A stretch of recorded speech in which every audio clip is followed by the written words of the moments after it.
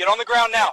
Officer, I'm complying. I didn't do anything. Down right now. You're rushing me. I'm trying to comply. I'm not resisting. On the ground.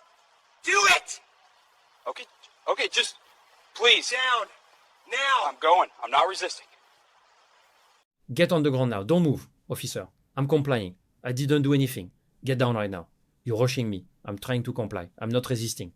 At exactly 6:47 inches the evening, on a calm residential street in Carver Heights, Georgia, an evening jog that should have lasted 45 minutes turned into a 4-3 second encounter that would end one man's career, shake an entire police department to its foundation, and result in a $3.4 million lawsuit filed before the sun rose the very next morning. The dashcam footage would later go viral, racking up over 47 million views across social media platforms in less than 72 hours. But this was not your typical police encounter video. This was not a traffic stop gone wrong. This was not a case of someone resisting or arguing or escalating. This was different. This was a decorated military officer jogging in his own neighborhood, tackled to the pavement by a police officer who never once asked a single question before using physical force. What happened next would shock the United States Navy, spark a national conversation about race and law enforcement, and prove that a uniform, no matter whose uniform it is, does not make a person invincible to consequences. Before we continue, do me a favor. Drop a comment and let me know where you are watching from.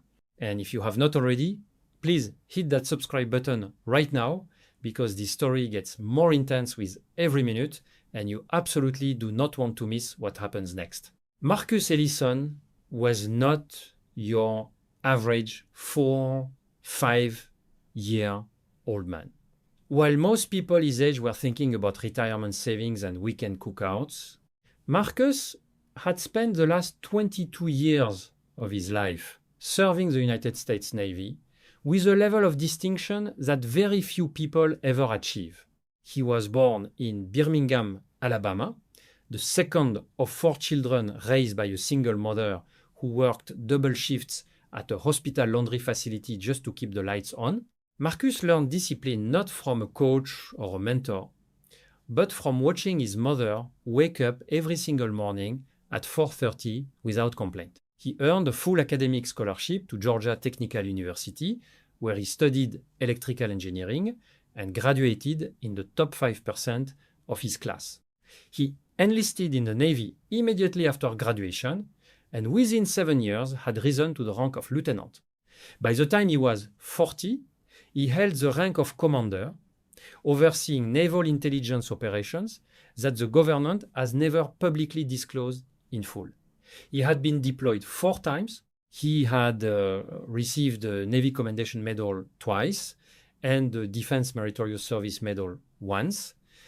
He spoke 3 languages fluently. He held a master's degree in international relations from Georgetown University, which he completed online during his 3rd deployment. Marcus Ellison was also deeply aware of what it meant to be a white American man in America. He had studied civil rights law as part of his personal education. He understood Fourth Amendment protections.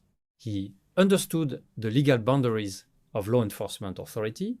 He had, in fact, given presentations to junior Navy personnel about how to conduct themselves calmly and assertively during police encounters. He was not the kind of man who panicked. He was not the kind of man who lost his composure. 22 years of military service had made sure of that. On the evening of March the 14th, Marcus was doing what he did every Tuesday and Thursday evening. He was jogging. He had just completed month 3 of a 1-2 week fitness program he had designed for himself to prepare for an upcoming naval physical assessment. He lived on Birchwood Lane in Carver Heights, a quiet, predominantly middle-class neighborhood where he had owned his home for 6 years. He was wearing gray running shorts, a black moisture-wicking shirt, and white sneakers. He had wireless earbuds in, listening to a jazz playlist. He was not wearing a hood, He was not carrying anything. He was simply jogging on the sidewalk, following the same 2-mile loop he had run hundreds of times before. He was not trespassing. He was not speeding. He was not being loud or disruptive. He was not in anyone's yard. He was not acting suspiciously by any reasonable definition of that word. He was simply a man jogging in his own neighborhood on a clear Tuesday evening, following every rule exactly as written. Then the patrol car appeared. Marcus noticed the black and white cruiser the moment it turned onto Birchwood Lane and slowed down alongside him. His heart did not race with panic. It raced with a specific kind of awareness, the kind that many people in America know too well, the kind that gets passed down like an inheritance nobody asked for. He removed one earbud. He kept jogging for a few more steps, then slowed to a walk. He was cooperative before a single word had been spoken.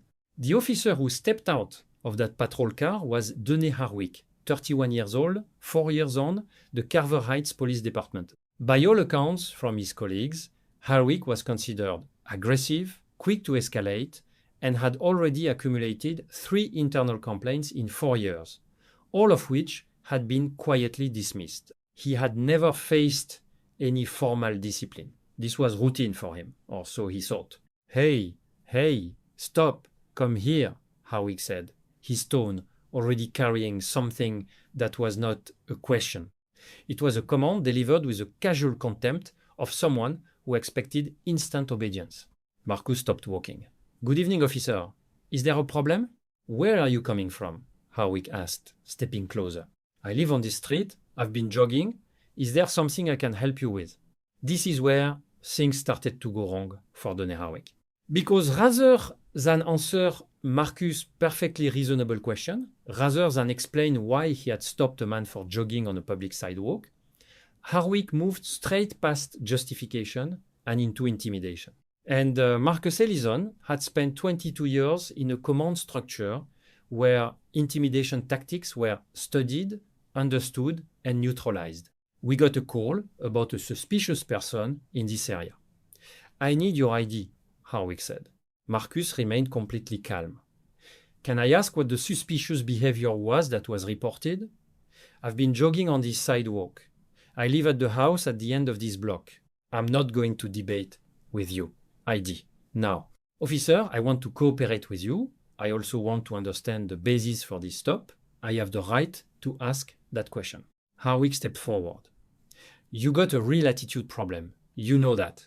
Marcus did not move. He did not raise his voice. He kept his hands visible at his sides. I don't have an attitude, officer. I have questions and I'm asking them respectfully. Quick question for you watching right now. If someone called the police on you for jogging in your own neighborhood, how would you have handled this moment? Drop a comment below. I genuinely want to know. The dashcam captured everything that happened next with uncomfortable clarity. Harwick moved to within 2 feet of Marcus and pointed at him. Last time. ID. I can provide my ID, Marcus said. I would like to retrieve it from my armband here.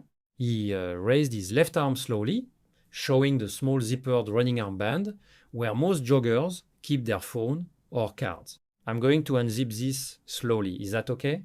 Harwick did not answer. Instead, the footage shows him visibly tense. His hand moved toward his belt, and then, without a verbal warning, without a command, without any legal justification whatsoever, Denny Harwick grabbed Marcus Ellison by the arm, spun him, and drove him into the sidewalk. Marcus hit the pavement hard, right knee, left palm. The dashcam audio caught the sound of impact, followed immediately by the sound of Marcus' voice, still controlled, still composed, even in that moment. I was complying. I was showing you my ID. Harwick put a knee into Marcus's back. Stop resisting. The footage shows Marcus not resisting, not once. His hands were flat on the ground. He was not moving. He was not fighting. He was not attempting to flee. He was simply stating clearly and repeatedly that he had been in the process of complying with the officer's request when the tackle happened. It lasted 43 seconds. From the moment Harwick grabbed him to the moment Marcus was in handcuffs on the sidewalk outside his own home. His ID still in the armband, his house 60 feet away. This is the moment everything changed, because Donny Harwick had never encountered someone like Marcus Ellison. Most people he stopped were either too frightened or too unfamiliar with the law to push back with precision. He had no idea that the man he had just tackled to the pavement held 2 decades of military rank, a master's degree, a thorough understanding of constitutional law, and absolutely zero intention of letting this moment pass quietly. While Marcus was still in handcuffs, sitting on the curb, he said 4 words that Harwick clearly did not expect. "I want your supervisor." Not a demand screamed in anger. Not a threat delivered in fear. 4 words spoken the way a military commander speaks when issuing an instruction that is not up for discussion. Harwick's body camera, which he had activated, ironically only after the tackle, shows him pausing. You can see him recalibrate. For the first time during that encounter, Harwick looked uncertain. A supervisor arrived 18 minutes later. Marcus identified himself fully. He gave his rank, his service branch, his home address on that very street, and his military identification number. He explained step by step every moment of the encounter. The supervisor, to his credit, listened. The footage shows the supervisor looking at Harwick with an expression that Harwick likely recognized as a problem. Marcus was released without charges, not because they decided to be kind, but because there were no charges to file. There was nothing. No violation, no crime, no reasonable suspicion that would hold up for 11 seconds in front of a judge. Nothing except a man jogging and an officer who had decided that was enough. Now, most people who experience what Marcus experienced that evening go home shaken. They call a family member, they lie awake, they feel powerless. They might file a complaint online that gets lost in a system designed to lose it. But Marcus Ellison was not most people. He went inside his home, cleaned the road rash on his knee and palm, sat down at his desk, and began writing. Not venting, not ranting, writing. What he produced over the next 3 hours was a formal written complaint that his attorney would later describe as the most meticulously documented civilian complaint she had ever received in 17 years of civil rights law practice. It was 41 pages long. It cited specific Georgia statutes. It cited federal case law. It cited the Carver Heights Police Department's own use of force policy, section by section, and identified each individual section that Harwick's actions had violated. It included timestamps from the dashcam footage, references to Harwick's 3 prior complaints, and a detailed narrative that read like a legal brief, because in many ways it was one. He submitted it to the Carver Heights Police Department's Internal Affairs Division at 2:17 inches the morning. Then he contacted a civil rights attorney, and by 6:50 a.m., before most of Carver Heights had poured their first cup of coffee, $3.4 million federal lawsuit had been filed in the United States District Court for the Northern District of Georgia. The Internal Affairs Division received Marcus' complaint on a Wednesday morning. By Friday afternoon, Donny Harwick had been placed on administrative leave pending investigation. This was not normal. Usually, these reviews take weeks just to schedule the first meeting. But Marcus' complaint was so detailed, so legally precise, and so supported by existing footage evidence that the department could not slow walk it without creating additional legal exposure for themselves. The lead investigator, a 20-year department veteran named Captain Sylvia Okonkwo, pulled Harwick's dashcam footage. She watched it once, then she watched it again. Then she called in the department's legal counsel to watch it with her. The footage confirmed every single word Marcus had written. Harwick had stopped a man jogging on a public sidewalk with no stated reasonable suspicion. He had escalated immediately when asked a reasonable question. He had physically tackled a fully compliant individual who was in the process of retrieving his identification. He had used the phrase "stop resisting," while his own camera showed no resistance occurring. But there was something else in the footage that made the case even more serious. A moment just before the tackle where Harwick's body camera had briefly phased toward his patrol car window. And in that reflection, almost accidentally captured, you could see Harwick's face and what the investigators described in their internal report as an expression that suggested the decision to use force had already been made before Marcus had done anything at all.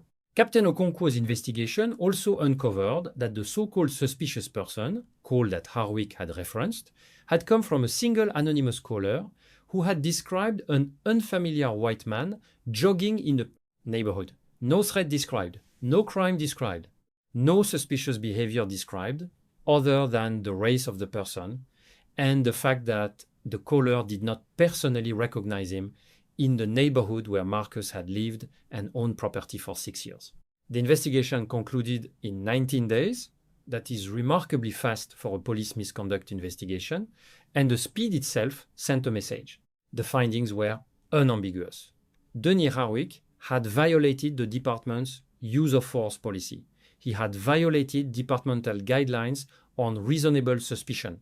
He had violated Marcus Ellison's Fourth Amendment rights under the United States Constitution, and the department found that his conduct was consistent with racially discriminatory policing, which triggered an additional review under the department's anti-discrimination policies. The department's recommendation was termination. Denis Harwick resigned before the termination could be made official. His 4-year career with the Carver Heights Police Department ended because of a 4-3 second encounter with a man who was jogging. When the footage was released to the public as part of the lawsuit's discovery process, the Carver Heights Police Department had initially attempted to argue that releasing it could compromise the investigation. Marcus' legal team pushed back with a public records request that the department's own attorneys admitted was legally airtight.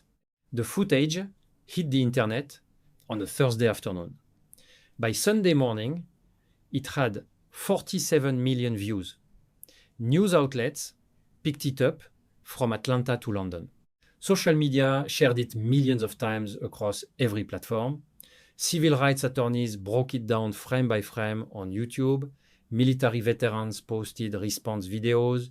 Law school professors incorporated it into course material about Fourth Amendment violations and racially biased policing.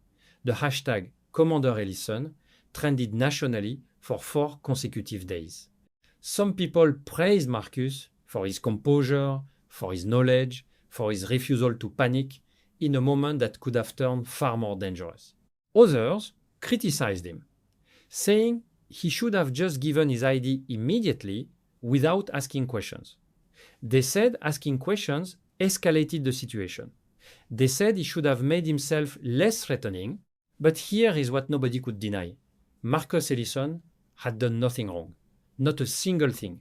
He had asked reasonable questions, he had been cooperative, he had been in the process of complying when he was tackled, and he had been right about every single thing he said during that encounter and on every single page of that one-page complaint. The Carver Heights Police Department made significant changes following this incident. All officers were required to complete a revised use of force training program that specifically addressed the legal standards for reasonable suspicion during pedestrian stops.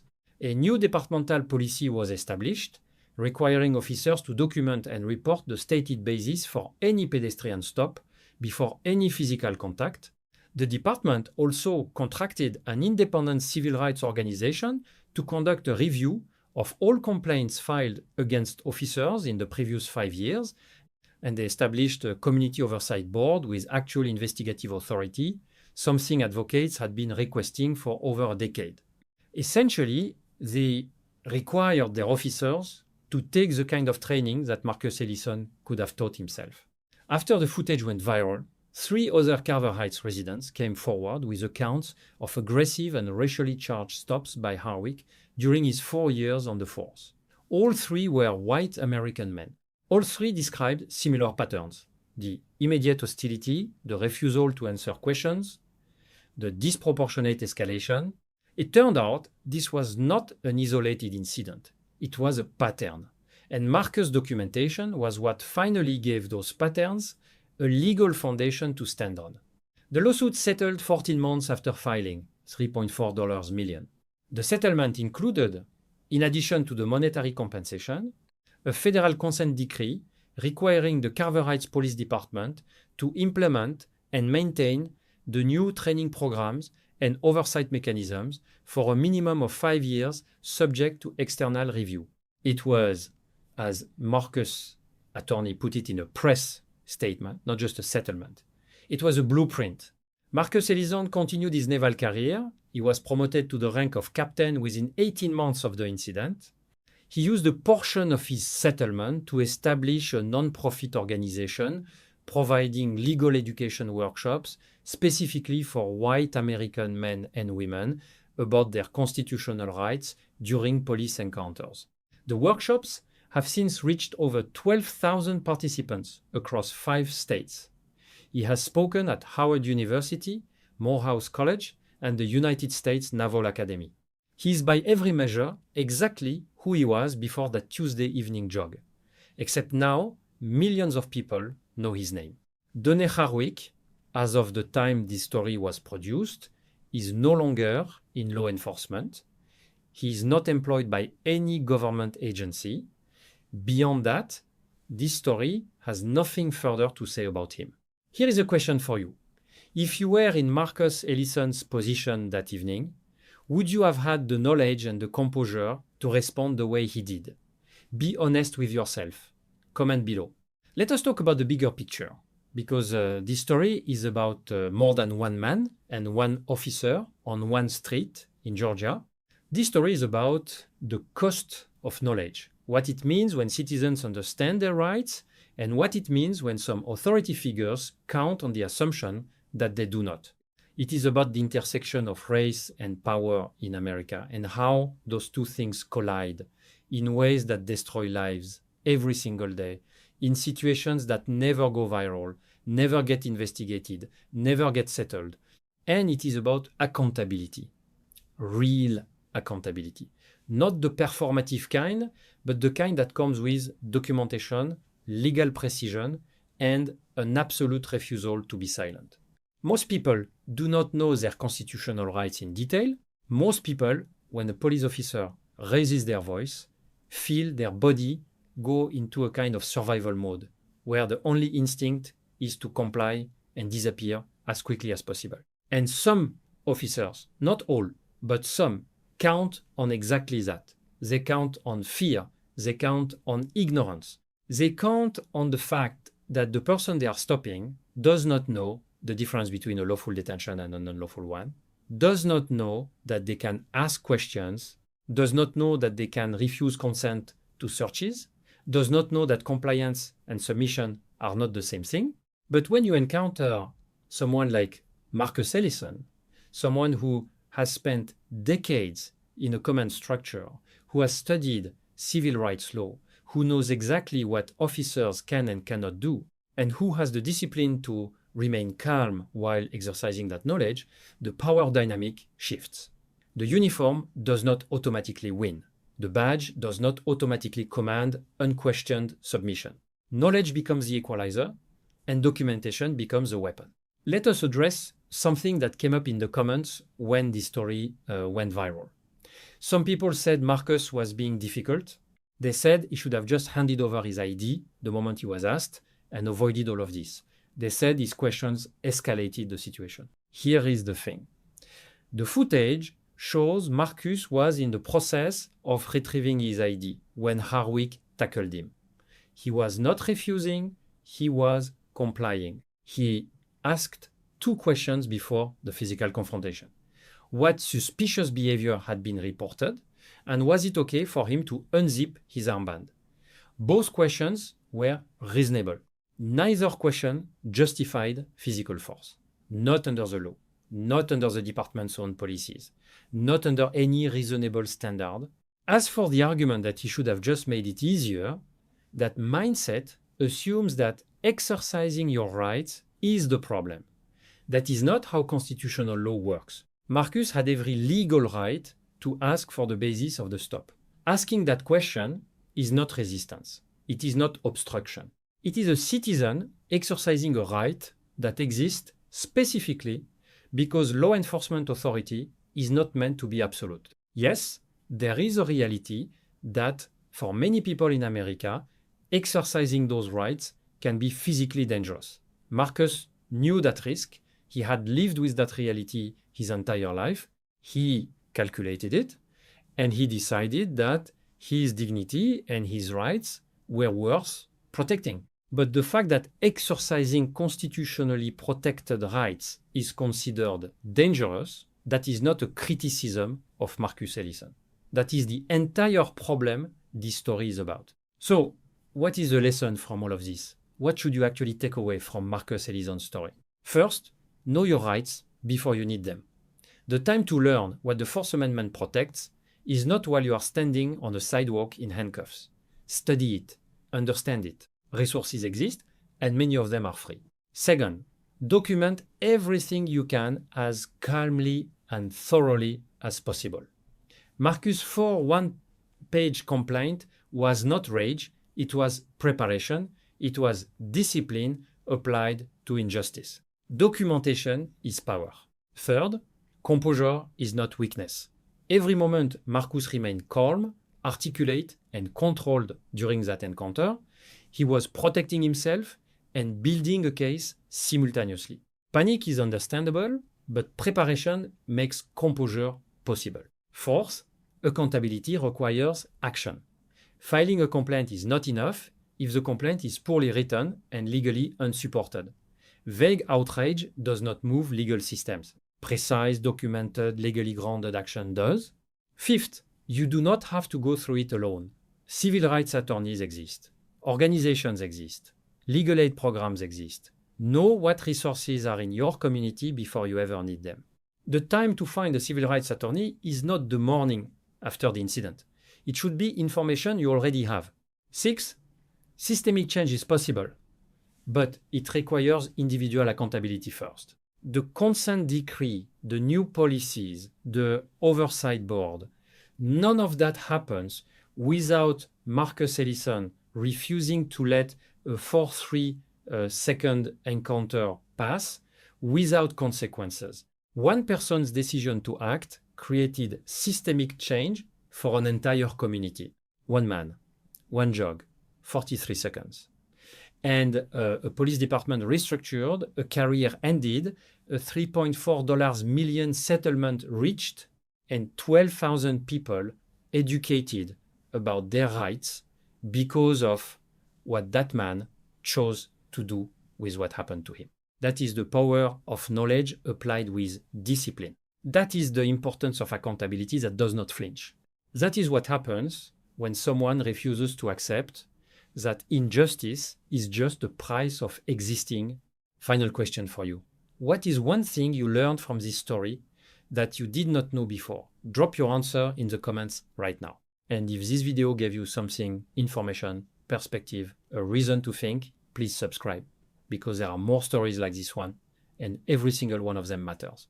This story matters because it is not just about Marcus Ellison and Dine Harwick in Carver Heights, Georgia. It is about every person who has ever been stopped for existing in a space someone decided they did not belong in. It is about every complaint that was filed and buried because it was not precise enough to survive a system that was designed to resist it. It is about every community that has demanded oversight and been told to be patient right up until the moment someone handed them 41 pages of undeniable documentation and a federal lawsuit. It is about the gap between the rights that exist on paper and the rights that people actually experience in practice. Marcus Ellison's story shows that you can fight back, you can document, you can litigate, you can win.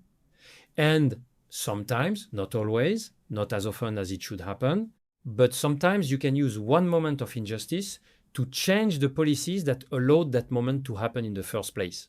Not every story ends this way. Not every encounter results in a settlement. Not every complaint leads to termination. Not every viral video produces a consent decree.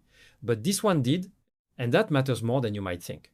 Because every time it does happen, it shows someone else that it is possible. And possibility in the face of a system this large and this resistant to change is not nothing. Possibility is everything. That is Marcus Ellison's legacy. Not just the $3.4 million, and not just the reforms in Carver Heights, but the 12,000 people sitting in community centers and university auditoriums who now know exactly what to say, exactly what to document, and exactly what to do the next time someone in a uniform mistakes their presence for a problem. This is the story of how a racist officer tackled a 4-5-year-old white American Navy commander and a $3.4 million lawsuit hit overnight. But more than that, it is the story of what happens when you refuse to let 43 seconds define you and instead use those 43 seconds to change everything.